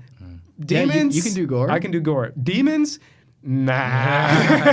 I'm good. That's the I kind have a of friend stuff who's that exactly kills me. like that. How did you do Hereditary then? By the Oh, way? believe me, Hereditary scarred me. Hereditary shook me. It destroyed me, which is why it was my favorite movie that year. That's awesome. Because no other movie made me feel as much as Hereditary made me feel. That's why The Evil Dead stuck with me so much, Yeah. because like the same reason. Yeah. Before we move on to Oz Great and Powerful, I briefly, just because I feel like it's unfair to talk about Sam Raimi and not talk about Fede Alvarez's Evil Dead. Briefly, real quick, what's your guys' quick take on Evil Dead, Fede Alvarez? I actually haven't seen it. Really? Nah, I haven't seen it, no. I'm Okay. gonna lend you my Blu-ray. You need to watch this. Camilo, what do you? I think this movie's great. I really like this movie. I think it's awesome. It got like, I don't know if to call it split, but kind of split reviews, as far as some people were like, wait, this is Evil I know, Dead. which is strange because I think it's a really solid movie. I'm surprised that I think it sits at like 63 on Rotten Tomatoes. I'm actually That's about right. I'm gonna fact check myself right now before I'm wrong. Right. But I really like Fede Alvarez. I think he's a great filmmaker. Awesome. So it sits at 62%. I 62. controversially, I controversially liked his Spiderweb. I did, and everyone hated that movie, the and I Spiderweb. liked it. I heard that on your podcast. Yeah. Did you see it? I did see Spiderweb. Okay. And I love the Millennium series, and Oh, David do you? Fincher's Girl with the Dragon Tattoo is Okay. actually Yeah. one of the movies that made me want to get into filmmaking. Oh, yes. I don't hate Girl in the Spider's Web, but I don't think it was very interesting. Okay. I'm not gonna speak badly about it. I'm not gonna speak badly about Hey, it. you USC students, man. You guys are so shy. Meanwhile, I'm like bashing movies left and right. Hey, man. I dug the shit out of it. That's I great. really I'm like Into happy the you Spider's liked it. Web. Did you see- I agree that Rooney Mara is just a different level, and so so good. is Noomi Rapace. Also very Rapace. good. It's just I just think I love Claire Foy. Like I adore her. She's Trust awesome. me. I'm the biggest The Crown fan there is. Like you know that. And I actually liked her Elizabeth, but I felt like there wasn't a connection to her. That's the biggest takeaway, which is what sinks a lot of people's reviews of it. But I just thought it was just a solid action movie. Like no more, no less, right? I mean, it's not great, but I thought it was solid. It was a solid action movie. Have you seen Evil Dead? Like Fede's Evil Dead? I have. Really? Because that one to me I was is gonna like say- the scariest out of all of them. It is the scariest. Jesus. Maybe the first one. The Jesus first one, is exactly what I was saying. Jesus, like the whole movie. the RB3. first one and this the one only are word really, really scary. on my lips was Jesus. I showed it to some friends for Halloween, and they were like loving it in the sense of like mortified, like covering their eyes. It's probably the like, scariest. Oh, I don't know, man. One of the scariest movies I've ever seen. It has really frightening really is. imagery. No, it really is. Really frightening imagery. It's really good, and that and Don't Breathe are fantastic. Don't Breathe. I've seen Don't Breathe. I've seen Fantastic. Into the Spider's Web. I'm not into the Spider's Web. Into the Spider's Web. That's Girl funny. in the Spider's Web. I'll be the one guy that takes the bullet for it. Yeah. I think it's cool. I think Lakeith Stanfield's a beast in that movie. Oh, he's in that movie? Yeah, he's a badass in that movie. Oh, okay. I'll stick by Fede Alvarez. Let's Somebody get gotta make into the poster Into the Spider's Web, like. with Lisbeth. Yeah. I think Lisbeth is a great character too, just in movie history in general. Let's finish up with Oz Great and Powerful and Ash sir. versus Evil Dead. Awesome. Oz Great and Powerful.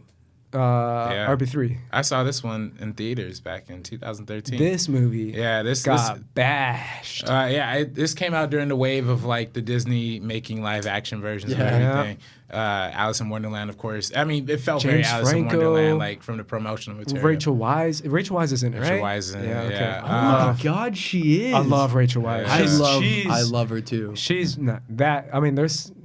Yeah. I got a list, bro, but Rachel Wise is at the top of that list. Yeah. I didn't even adore realize her. that was Rachel Weisz. Yeah, she's man. amazing. Yeah, I think she's one of the best actresses I working love her. right now. I love her too. She's dope. I mean, this movie's crazy because it came out during that time and it was a big 3D it's a thing. 3D, I saw, yeah, it's I like saw a it in IMAX 3D special effects. Yeah, I saw it in almost IMAX like a. 3D. Did this come out before the Wonderland? No, this is after Alice in Okay, Wonderland. Alice in it Wonderland kind of came out in has that 2010. vibe. Yeah, I Yeah. mean, all Disney movies have kind of carried. That's like right. Even Dumbo has that like Dumbo, look to and it. then when they came out this year that no one saw, that bombed. Nutcracker. Nutcracker and the Four. It looked just like a Tim Burton Alice Yeah. in It's Wonderland. like Disney's like bringing in like this new Yeah. studio system again and like And giving I like a don't very know if I like it. yeah. If I I'm mean, being yeah, honest. it's like to each their own, but like Yeah. it's definitely very. I don't care for the stagnant. Alice in Wonderland. Burton I like movie. Alice in Wonderland. I didn't see Really? the second one, but I didn't see the second one. I like this movie too, though. This movie is different. This movie's different. Dang, Hey. man. My man. All right. Yeah. This movie's a little different than Okay. the Alice in Wonderland trope. It's not like, of course, it is like, it is in some extent. It is like the traditional journey, the fantasy journey that Alice in Wonderland is to some extent. But it very much is its own thing, and it feels like it embraces the original Wizard of Oz in the sense of like not from like story wise, because it can't take from the same story or it can't take from the same imagery, but it does have that whole like mystery of you don't know what's coming next to it. It does have that like element of like it has a certain element of whimsy that is a little difficult. It doesn't necessarily translate in like the Alice in Wonderlands or in some of the other live action fantasy ones. And it also has a very distinct like almost level of darkness to it, almost like even though it's a traditional like kids story, it does have it feels like there's a little more here than a lot of the other cookie cutter Disney films. So What about you, Camilo? Oh, I like this movie too. Yeah. I think, well, it's interesting. I didn't see it in theaters. I saw it after the fact, but I kind of like you hear all these things about movies sometimes, and I heard the reception was pretty mixed. And like this one has it sits at a 59% on Rotten Tomatoes, which granted is only like what 3% more than Evil Dead by Fede got, which is Right. kind of crazy when you think about it. It is wild. That's yeah, crazy. right. And only like 4% more than or 4% less than Spider-Man 3. So like it's like weird how these movies are like when you think about it not that far off in terms of like the way critics see it. But I like this movie. I think it does falter a little bit at the beginning, which is interesting because I really like the way it opens. I think it's a really strong opening. But once it gets to Oz, it's kind of like this big exposition dump onto you as the audience. And I think that's where it loses a lot of people. I know for a fact it lost me for a second. Like I was kind of like, okay, I see why the reviews aren't so great. But then like it picked me right back up, and I actually really enjoy James Franco as Oz. I enjoy Mila Kunis as the Wicked Witch of the West. Zach Braff as the monkey. Like they're all really good. It has a really good supporting cast, and it's very fun. It feels very reminiscent of, like, you can tell there's a lot of love for Wizard of Oz, and I love how it opens in like that really like very small aspect ratio, black and white, and has that and the sepia, and even Michelle Williams, like she's in the beginning too, and you kind of see like the scoundrel that Oz is, and it is a kids movie in a sense, and like I have no problem with that either. I think it's really great that like Sam Raimi was like willing to even take something like this on, but I do think that it does. It goes through like a little bit of like an upside down bell curve, and like it picks itself back up pretty quickly, I feel. But if you can get past that exposition dump from the beginning, I think it's smooth sailing from there, and it's a lot of fun. Well, what do you guys rank it as far as kids, Disney movie world, PG kind of thing? That's hard. As far as like the Tim Burton ones, as far as like we're not counting Tron, right? Not Tron. Oof, no. that was bad. No. I like Tron Legacy. Really? Yeah. I love Tron, the original. I love the original, but not the sequel. I love Daft Punk. Yeah. That's what I'll say. Also, John Carter was around during that time. Carter. I like haven't John seen Carter. a lot of these actually. I'm gonna be honest. Because I'm personally someone who got kind of turned off by like the visual style of them, which is like a weird thing for me to get turned off from, but I do. I'm one of them too. I don't care for this style. Man, I love the big budget CGI, and that's IMAX, fair. It's like the coloring it has. I don't know what it is. I really like the look of Oz the Great and Powerful though. I think it has a really good color scheme. Oh yeah, and 100%. The emerald, it embraces a lot of the emerald design. Oh, but even when he first makes it to Oz and he's like going through in the air balloon and he's just like seeing the land the for the first time. colorscape, with like the sunset. Oh my god! And like the way it looked, like I was kind of like, darn, I wish I'd watched it in the theaters because it looked really good. Okay, so I'm sorry. Keep going. The one thing I'll say is like I thought it was really interesting how he incorporated some horror in this, kind of going to Ace's points about like Sam Raimi always finding a way to incorporate horror when he's actually going to Oz and he gets caught in the twister, in the tornado, and he's being like taken the picket fence like shoots through his hot air balloon and like the points like stick out like right where his face is basically, and it's just like that's such an Evil Dead scene, like that is so Evil Dead, like straight out of like his style in Evil Dead, and just like really interesting. It's like you like there it is, like there's his stamp, and he's always sure to leave it wherever. Bruce Campbell makes a cameo in this as well, and apparently his car, the engine to the Delta 88 that's like in all of his movies is like in the final like contraption that they make in the third act. Oh, but, like, that's funny. I didn't catch that. Yeah, but I mean, like that's a small detail that like I only found out in an interview. But just like really cool stuff. So I'm happy. I'm personally happy with this film. Do you guys like it better than some other ones? Like some of the list I have here is Alice in Wonderland, The Sorcerer's Apprentice with Nicolas Cage. I did not see either. Maleficent, Cinderella, The Jungle Book. I liked The Jungle Book a lot. Actually, Sam Raimi makes a cameo in The Jungle Book. Very funny. He's one of the squirrels at one part. Oh, I did not know that. He's I did not know that. Alice Through the Looking Glass, Beauty and the Beast. All right, we're not talking about Alice Through the Looking Glass. It's a bad movie, man. I didn't see it, but that's crazy. Yeah, I personally you put it up there as far as one of the better ones. I put it closer up towards the top. Absolutely. What's the top for you? I don't like particularly love any of those movies, bro. Yeah, it's interesting, right? I mean, if we're talking about Cinderella, I like The Jungle Book a lot. I like Jungle Book. Yeah, I like Jungle Book. I didn't see Cinderella. You didn't see it? Nor did I see Maleficent. Did you see Beauty and the Beast? Yes. Okay. I really didn't like that one. What? Yeah. That's Come fair. on. Yeah, and I liked it. It was okay. I liked it too. Yeah. It gets under my nerves, like the whole remaking it same live movie. action. Like, It's come the on, exact dog. same story. Yeah. But They're doing it again this year, man. But it's a tale as like old as time, man. Yeah, it is a tale as old as time. Dumbo, I Aladdin. Wish, it The would have Lion been dope. King. It would have been dope if they did Beauty and the Beast, but did it like those like old like French movie the like French versions of it. version? Yeah. If they did like a version like that, and I'm talking like that's sick. Yeah, but what everyone likes about it is the music. Yeah, you man. have to put some music in there. It's not cool to me. But I think Lion King's gonna be dope. I don't know about Dumbo. Aladdin. I don't know about Aladdin either. Lady and the Tramp. It's coming out this year too. That's on Lady the and the stream. Tramp's That's on the coming streaming out? service. Down the streaming service. You're kidding me. I didn't hear about this. I thought it was movie on at the all. streaming service. It might be on the streaming service, but it's still Tessa coming Thompson's out. in it, right? Tessa Thompson. I fuck with Tessa Thompson. And so. Justin me too. Theroux, right?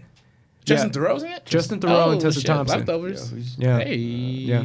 I'm genuinely excited for Aladdin. I'm probably the only man alive Will Smith, bro. Those with pictures. Will Smith, some random ass kid being Aladdin. I am excited. Count me in. Isn't Guy Ritchie? Guy Ritchie directing? Hell Hey, listen, yeah! I love the first Sherlock Holmes movie. Did you see the King Arthur movie with No, I Guy didn't. Ritchie? No, you love that one, right? Bro, that movie's fire. Okay, I haven't Did seen you that see one. the Guy Ritchie King Arthur movie?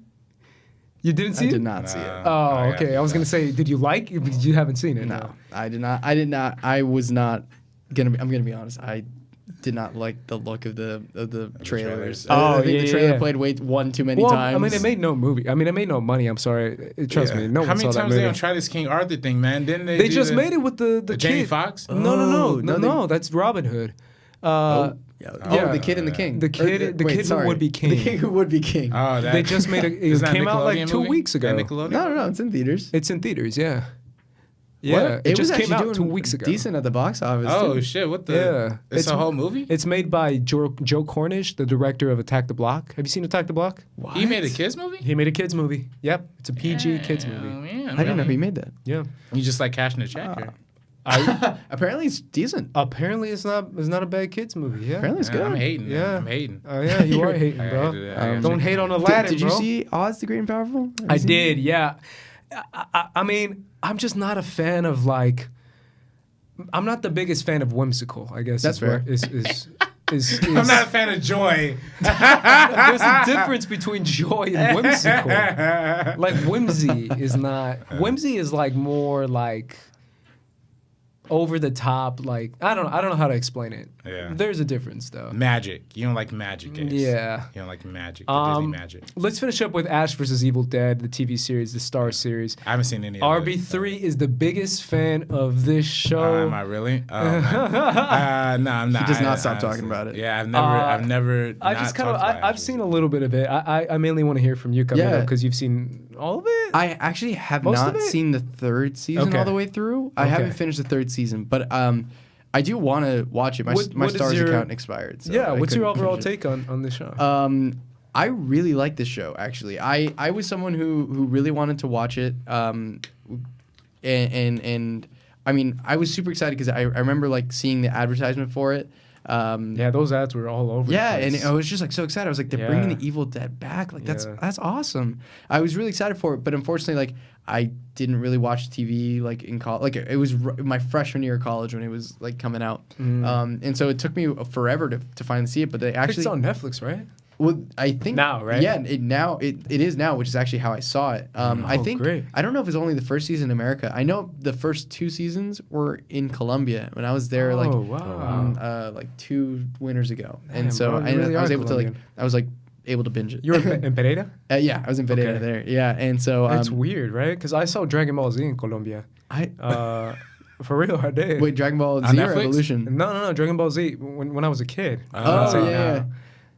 When I was airing in Colombia. Yeah. It was So the Boo series. exactly. Oh, hey. Yeah, shout out to Majin Buu. Yeah, Majin Buu's my guy. What is a Frank Kid Ocean? Boo's dope. No, Kid Buu. Yeah. What does he say? Frank Ocean. What's Oh, his, what, on Channel Orange? No, yeah. What's his line? He's like, never mind. I it's so can't pull that pointless. one. He's like Pink Ferrari, Majin Buu. Oh, that's right. Yeah, that's right. Shout out to Frank Ocean. Is that on Forrest Gump? Yeah, I think so. Yeah. But either way, Yeah. So Colombia had it earlier. Yeah, or I mean, like season 2 was already done being Oh, out. Like I see it what was you're like saying. it was like season 3 was airing at the time, but I Got think it. they just had both seasons in Colombia. So I was Interesting. able to watch it, and Cool, I man. really liked it. I binged it basically. I think the cast is great. I mean, cast obviously is- Lucy Lawless. I like the 2 newcomers that they Yeah, have. they're both really great, and I yeah. think Bruce Campbell reprising his role does an excellent job. Like, Yeah. I'd really recommend it. I think the first season is surprisingly, Sam Raimi doesn't have much to do with the show. So he directed the pilot, and then from there it was just kind of like taken by other directors and Writers. the show. But he's still different executive showrunner. producer, right? He's still executive producer on it, but I don't think he has like very much like in it. Like Creative-wise? I think creatively he's kind of moved past Evil Dead in a Sure. lot of ways. Like he doesn't really harp on it very much, and I think he. As like the artist he is, he's just kind of like moving on to the next thing. Like what's next on the horizon, rather than like what came before. But surprisingly, the pilot's actually one of my least favorite episodes, Really? which is the one he Interesting. did. Oh, wow. And I don't blame that on him. I don't think it's like a him thing. I'm generally not that into pilots. Pilots are really hard for me.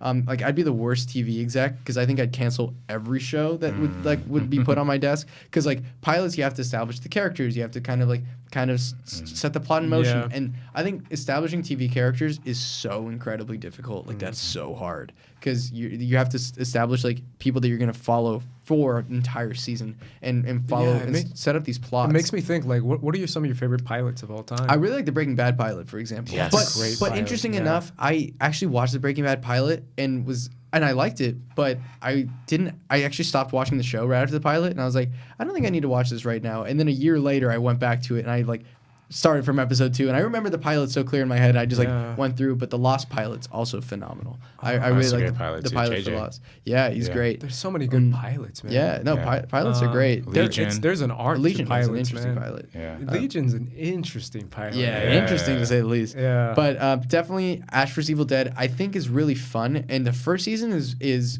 very much has its formula. I think that's the thing about the first season. It has a formula where the like you're going through it, and each episode's like you encounter like a new form of Deadite, and then Ash has to outsmart it in whatever way, in like his own stupid way, and then he does, and it's really funny, and then the group dynamic's interesting. But the second season is great. Like I think the second season does a great job of stepping it up a notch, where it's like the directing becomes more interesting. Like I feel like there was a lot more creativity behind the shot choices and the situations. Stars goes hard too. Stars went harder. And they are bloody. And there's like a twist in the second season. I mean, I'm not going to spoil anything here, but I really dug the second season a lot. And the third season I was really liking too, but it is a thing where almost like the second season kind of ends like you could have ended it at the second season, and it wouldn't have been like the most satisfying ending in the world, but it was like a fine place to stop. Yeah. And unfortunately, it got canceled after the third season, so we'll never really see the end of that show, which is such a big bummer. Yeah, I respect Stars a lot. I think me too. they're kind of under the layers of the kings of HBO and Showtime. And, Well, you love Spartacus, don't you? Oh my God, I forgot you listened to the podcast, man. Thank you so much. Yeah, of course. Doesn't Sam produce Spartacus? Sam I and think he's Rob. an executive producer. Sam and Rob are executive producers. Sam Sam Raimi. Sam Raimi and Rob Tappert. Oh yeah, they are. Yeah. Yeah, that's I adore Spartacus. I think it's one of my favorite shows of all time. I love it. I love how in your face it is, how bold it is, how ridiculous it is. It's I've told you so many times. I gush about it so much that you're probably tired of it. About how it has that's so much of an edge to it, to the point that it's just so over the top that it's amazing. It's too edgy. Yeah, but it does it on purpose. Where it's very much like it knows what it is. So I always respect Stars for that. So for giving me Spartacus, because I think it's amazing, and you can watch it on Netflix. Yeah. So there you go. Either way, man, Sam Raimi is once again, what makes him stand out to me is the fact that he's a true filmmaker in the sense of using every aspect of filmmaking, from working with the cast to working with the DP and making incredible camera movements, from working with the editor and making some of the best edited movies I've ever seen. Yeah, really Edgar solid. Wright without Sam Raimi. This exactly. We would not have an Edgar Wright without Sam Raimi. The quick, fast-paced editing, the montage, all that stuff that people know Edgar Wright for, and people know that are trying to imitate what has been done before. Sam Raimi is the originator, man. Shout out to Sam Raimi. And Edgar really likes Sam Raimi, and he'll talk about Evil Dead. I mean, Shaun of the Dead is a great example of Shaun of the Dead, Shaun of the it's Dead, a great example of like a little nod to what Sam Raimi created with the horror comedy genre, because it is kind of a genre. So shout out to horror comedy. Yeah. And shout out to Sam Raimi. Yeah, he's also, like, quick side note as well, Yeah. one of the nicest people on this Really? Have you planet. met him? I've met him. Wow, I've had that's great. the honor of meeting him. Truly one of the most down to earth people Cool. like you'll ever meet. Super kind. That's good to hear, and super man. caring. So like much love to him and much love to his films, and like long live Sam Raimi, because like he's truly a treasure on in Hollywood. So You used to work for his production company. no, right? I used to. Yeah, Renaissance? Ghost House. Oh, okay. Ghost House Pictures. So that was really cool. But I met him at actually Baby Driver's premiere. Oh, really? Yeah, oh, wow. great. That's how I met him. And so like I went up to him and I was like, I was freaking out and I was like, oh my That's God, incredible. Mr. Raimi. And he turns around and he's like, yes. And I was like, I'm a huge fan of the Evil Dead and Spider-Man films. I just wanted to say thank you That's for making them. And he was crazy, like, man. thank you so much. What's your name? And he's like, asked me what my name was. And I was like, are you kidding me? Right. This guy is the one who That's made my wow. favorite movies, like basically of all time. Like, are you kidding? Yeah, I could not have had a better interaction with him. So That's great, man. He's awesome. That's so good to send hear. much love to his movies. Yeah, Send much love to him. That's epic, man. I mean, we got close to Edgar Wright. I mean, that's the most we can say. You got close to him? At When? the Edgar Wright screening that we went to for Shaun of the Dead. Oh, that's right. Yeah, we went to Edgar Wright. Him and John Edgar Wright Hamm was right there. were hanging out. Oh, that's Yeah. cool. It was him, John Hamm, and Kumail. Nanjiani? Yeah, Yes. yeah. Yeah, They're that's just all awesome. drinking together. They were all drinking. We were That's like right so next to them, sick. and we're like, Yeah. "Yo, that's John Hamm and Edgar Wright." That's Right. crazy. That's crazy. We freaked out a little bit, but that's the Yeah, most. That's the I most know. we're gonna do. right. I'm not gonna go up and say hi. Hell no. But either way, guys, hopefully you enjoyed our conversation on the Sam Raimi films. Like I said before, 2 weeks from now, you're gonna get our epic Spider-Man conversation where we deep dive into the Spider-Man Sam Raimi movies. It's gonna be amazing. But for now, let us know, what is your Sam Raimi movie besides the Spider-Man franchise? What do you think are the best moments within these movies? And let us know what you thought of the podcast in general. Subscribe to our YouTube channel, First Cut. That's where you're going to keep finding these podcasts, and you're going to check out some of our movie reviews as well. Oh, yes. And the SoundCloud. Shout out to SoundCloud. Yeah, soundcloud.com/the/meaning. Just, send a link in the description below, but soundcloud.com/the meaning of podcast. Spaces in between. And we got to thank our guest once again, Camilo. Thank you so much for being an amazing Yes. guest. Thank you. It honestly was a great podcast. We really enjoyed having you here. Yeah. Thank you for your knowledge, your Sam insider Raimi expert. information, Thank you. personal best friend of Sam Raimi. I wish. I wish. No, Hey. thank you guys so much for having me. Seriously, it's awesome to be here, and I thank you RB3 for inviting me. Like, it truly means a lot from the bottom of my heart, and like this is like a dream come true to be on like one of these podcasts. So thank you guys. Appreciate that, Seriously, man. from the bottom Thank of my you. heart. Absolutely. Anyways, for the Meaning Enough podcast, I'm Ace. This is RB3. And we are peacing out. Peace out, guys.